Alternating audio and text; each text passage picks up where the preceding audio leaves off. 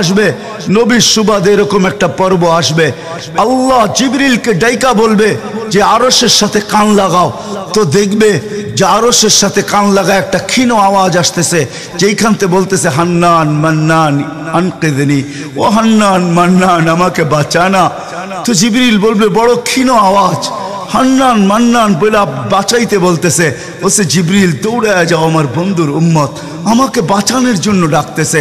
জিবরিল যাবে দোজখের কাছে, মালিকের কাছে যাবে, মালিক লিস্টি দেখা বলবে কেউ বাকি নাই, আখরাস তো সবাইকে বাহির করে দিছি।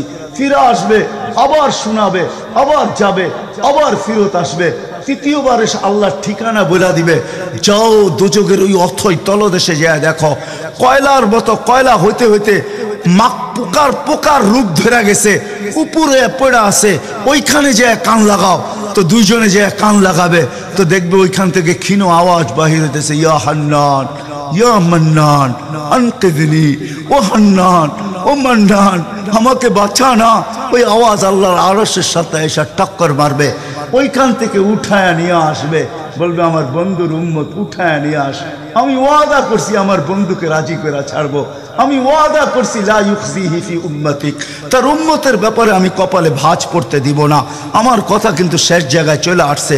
ওই রসুল, ওই নবী আমাদেরকে আল্লাহ দিয়েছেন আমাদেরকে জান্নাতে নিয়ে যাওয়ার জন্য।